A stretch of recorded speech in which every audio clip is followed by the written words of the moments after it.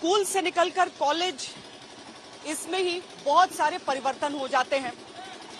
एक तो होता है कि आप और कितने जिम्मेदार हो रहे हैं, दूसरा आप पर वोट देने का दायित्व भी आ रहा है। पर आपको आजादी घर से कितनी मिल रही है, ये इस बात पर भी निर्भर करती है कि समाज में सुरक्षा का माहौल कैसा है। सुरक्षा एक आंकड़ा भी, आम लोगों के लिए जरूरत, राजनीति के लिए तर्क या मुद्दा, लेकिन एक नए बालिग हुए युवक या युवती के लिए सुरक्षा स्वतंत्रता का पर्याय। वोट डालना तो हर एक नारी का कर्तव्य होता है, पर वोट उसे दें जो हमारे लिए मतलब सेफ्टी है। योगी और मोदी जी सबसे ज्यादा लड़कियों की तरफ है, मतलब जहाँ भी जाते हैं सेफ्टी अपने आप को एक परफेक्ट पाते हैं, कहीं भी आ जा सकते हैं। पहले ऐसा नहीं था, खासकर अखिलेश की सरकार में। आप लोगों को सेफ्टी लगता है? हाँ, पूरा कहीं भी आ जाने कोई दिक्कत परेशानी नहीं होती, हम लोगों को हर एक बात गौर से सुनी भी जाती है। वोट करने का सेफ्टी, हम लोग कहीं भी जा सकते हैं तो हम लोगों को सेफ फील होता है, जगह लाइटें हैं, कहीं भी जाए, और पहले ये नहीं था। फर्स्ट टाइम वोटर्स के लिए सुरक्षित महसूस करना केवल अपराध से सुरक्षित रहना नहीं है, बल्कि आजादी के साथ अपने कामों को अंजाम देना है। मैं प्रेजेंट टाइम की सरकार में बहुत ही एग्री हूँ, क्योंकि इस टाइम गर्ल्स सेव हैं, लेट नाइट वो ड्यूटी कर सकती हैं। पास्ट टाइम में ये सब नहीं था, क्योंकि उस टाइम लड़कियां बहुत ही अनसेफ थी, इस टाइम वो सेव करती हैं। सो प्रेजेंट टाइम की सरकार इसमें मुझे बेस्ट लगती है। मुझे लगता है ये सरकार काफी अच्छी सिक्योरिटी हमें दे रही है। कभी ऐसा नहीं हुआ कि हमें डर, अब हमें बिल्कुल डर नहीं लगता। पहले आए दिन यहाँ पे मारपीट होती रहती थी, गोली चलती रहती थी, मर्डर होते रहते। रात को जब सुबह उठते थे तो हमें सुनाई देता था कि ये आदमी यहाँ पे गोली मार दिया गया है इसको, पर अब ऐसा नहीं होता। 24 घंटे हमारे रोड पे 100 नंबर टहलती रहती है, तो अब ये डर खत्म हो गया बिल्कुल। महिलाओं को, युवाओं को, सबका ये डर खत्म हो गया है बिल्कुल।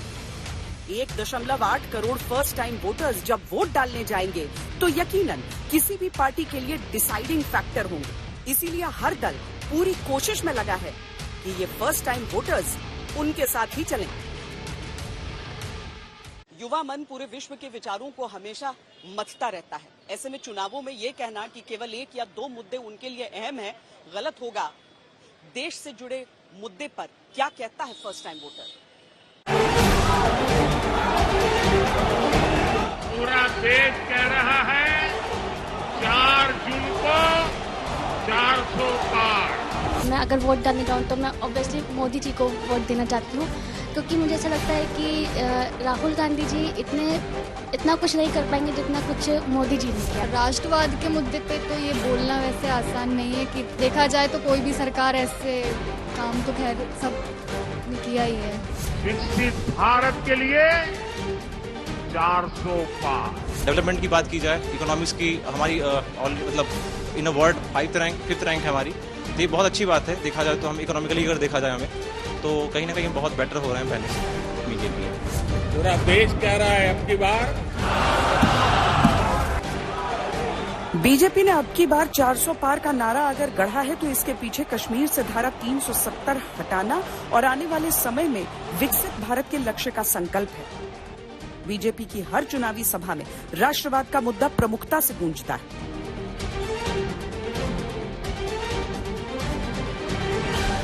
भारत को संवैधानिक, राजनीतिक, सांस्कृतिक और सामाजिक रूप से मजबूत करने के लिए मोदी जी ने जो प्रयास पिछले 10 वर्षों में किए हैं, वो इस देश के इतिहास में दावे के साथ मैं कह सकता हूं पहले कभी नहीं हुआ है। कश्मीर में से आतंकवाद को समाप्त करने का काम किया है। सर्जिकल स्ट्राइक और एयर स्ट्राइक कर पाकिस्तान के घर में घुसकर आतंकवादियों का सफाया करने का काम नरेंद्र मोदी जी ने किया है। मोदी जी ने देश को सुरक्षित किया है। मोदी जी ने देश को समृद्ध किया है।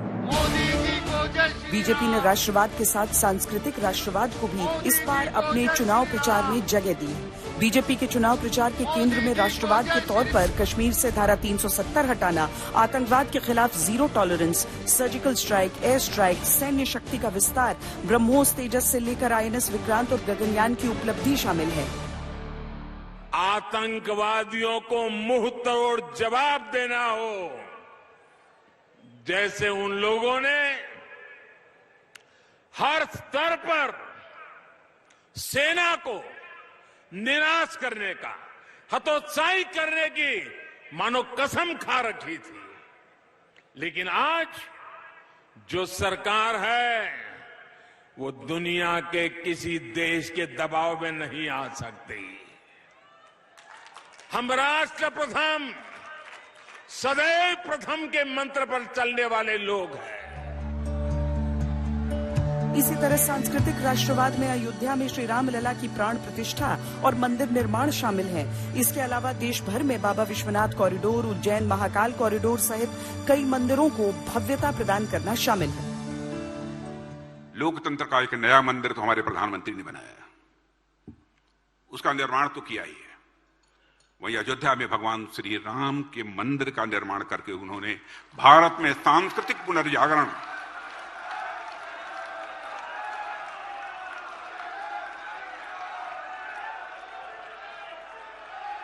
उन्होंने अयोध्या में भव्य राम के मंदिर का निर्माण कराकर उन्होंने भारत में सांस्कृतिक पुनर्जागरण के एक नए अध्याय की शुरुआत की है।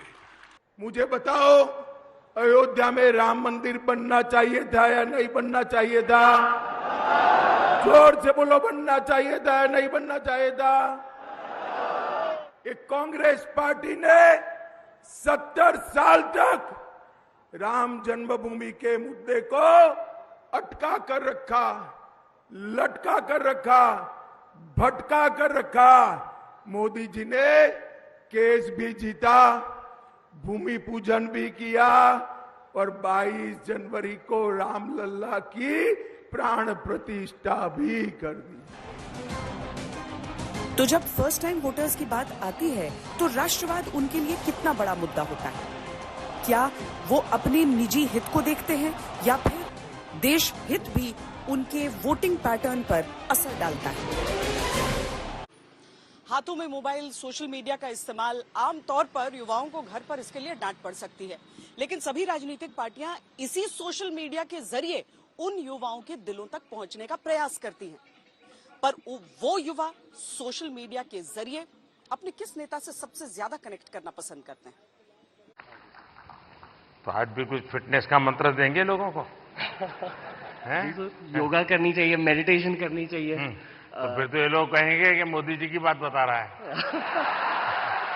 तो फिर कहेंगे तुम बीजेपी वाले हो गए हो। ये जो डिसीजन आपने लिया है, ये आपका डिसीजन है या समाज का डिसीजन है या मामा पापा का डिसीजन है या भाई का डिसीजन, किसका है? आपका है।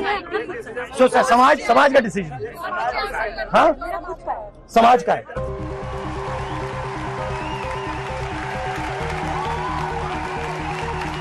कैसे हैं आप सब लोग?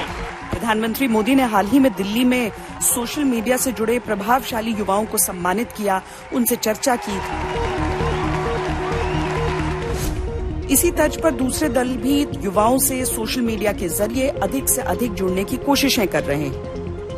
सर, अगर आप सत्ता में आएंगे, अगर आप प्राइम मिनिस्टर बनेंगे तो आपका क्या नजरिया होगा कि एक औरत अबाया और हिजाब पहनकर फ्री नहीं फील करती है? क्या अबाया और हिजाब उतार देखिए, मेरी व्यू है कि जो महिला पहनना चाहती है वो उसके ऊपर है। अगर वो अबाया पहनना चाहती है, कुछ और पहनना चाहती है, वो उसका बिजनेस है, उसका काम है, उसको अलाउ करना चाहिए। मेरी तो ये राय है। नेताओं को यह एहसास अच्छी तरह है कि सोशल मीडिया से कटाव उनकी राजनीतिक महत्ता को कम कर सकता है, क्योंकि आजकल सोशल मीडिया प्रोफाइल्स और फॉलोअर्स की संख्या टिकट दिलाने या पार्टियों में कद बढ़ाने में भी सहायक होने लगी है। सोशल मीडिया पर युवाओं का बड़ा नेटवर्क राजनीतिक शक्ति की प्रेरणा बन चुका है। देखिए, सोशल मीडिया पे मैं मोदी को फॉलो करता हूँ, राहुल गांधी को फॉलो करता हूँ। मैं सोशल मीडिया पे मैं सबसे ज्यादा तो मैं कानून मंत्री अनुराम जी मेघवाल को करता हूँ फॉलो, और नरेंद्र मोदी साहब को, और मेरे सबसे प्रिय लोक नेता राजेंद्र राठौड़ सर को। अगर फैमिली से देखा जाए तो फैमिली पे भी जैसे सारे मोदी सरकार को फॉलो करते हैं, and I think as a first time voter maybe my vote will also go to that side. Social media में मैं जयशंकर को फॉलो करता हूँ, जो अपने फॉरेन मिनिस्टर हैं।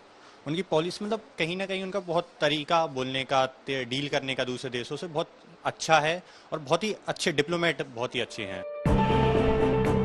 पिछले चुनावों के दौरान फर्स्ट टाइम वोटर्स और युवाओं के बीच लोकनीति CSDS सर्वे से पता चलता है कि 18 से 22 की उम्र के युवा सबसे अधिक सोशल मीडिया का प्रयोग करते हैं और उस समय के फर्स्ट टाइम वोटर इसमें सबसे अधिक सक्रिय थे। राजनीतिक दल सोशल मीडिया पर एक्टिव युवाओं को अपनी ओर करने के लिए उनके साथ बैठकें कर रही हैं, उन पर धन खर्च करने को तैयार है, क्योंकि यह बखूबी पता है कि इनका एक एक वीडियो लाखों करोड़ों लोगों तक उनकी बात पहुंचा सकता है।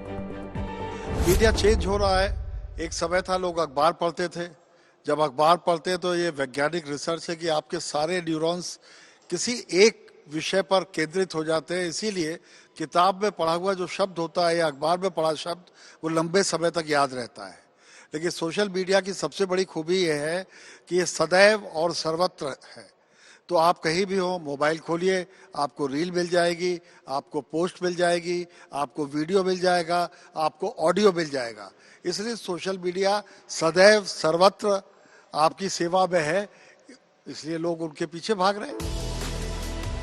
अभी अगर देश के प्रमुख नेताओं की सोशल मीडिया पर उपस्थिति और उन्हें फॉलो करने वालों की संख्या देखी जाए तो ये अंदाजा लगता है कि कौन सोशल मीडिया पर लोगों की अधिक पसंद है। प्रधानमंत्री मोदी के एक्स पर 96.9 मिलियन फॉलोअर्स, इंस्टाग्राम पर 88.2 मिलियन और फेसबुक पर 49 मिलियन फॉलोअर्स हैं। राहुल गांधी के एक्स पर 25.3 मिलियन फॉलोअर्स, इंस्टाग्राम पर 6.4 और फेसबुक पर 6.9 मिलियन फॉलोअर्स हैं। अरविंद केजरीवाल के एक्स पर 27.4 मिलियन, इंस्टाग्राम पर 2.1 और फेसबुक पर 9.2 मिलियन फॉलोअर्स हैं। अखिलेश यादव के एक्स पर 19.4 मिलियन फॉलोअर्स हैं, इंस्टाग्राम पर 1.3 और फेसबुक पर 8.1 मिलियन फॉलोअर्स। ममता बनर्जी के एक्स पर 7.4 मिलियन, इंस्टाग्राम पर 3,84,000 और फेसबुक पर 5.2 मिलियन फॉलोअर्स हैं। मैं नरेंद्र मोदी को फॉलो करती हूँ क्योंकि एक तरीके से देखा जाए उनकी जो लीडरशिप क्वालिटीज़ हैं वो मुझे बहुत ज़्यादा इंस्पायर करती हैं। और अगर मैं उन्हें ऑपोजिशन से कंपेयर करूँ तो उनकी स्पीच एंड उन्होंने जो हमारी इमेज बनाई है एक इंटरनेशनल लेवल पे, तो वो भी काफ़ी ज़्यादा इंस्पायरिंग है। मैं कांग्रेस को पर्सनली। तो ऐसा कोई तो नेता है नहीं, लेकिन ओनली मोदी जी फॉलो करते हैं। हाँ। सोशल मीडिया पर किस नेता को फॉलो करते हैं आप? हम नरेंद्र मोदी, योगी और किसी को नहीं। आज के दौर में सोशल मीडिया को अगर देखा जाए तो नेता की उम्र से ज्यादा सोशल मीडिया पर उनके कनेक्ट के जरिए वो युवाओं के साथ संपर्क में रह सकते हैं।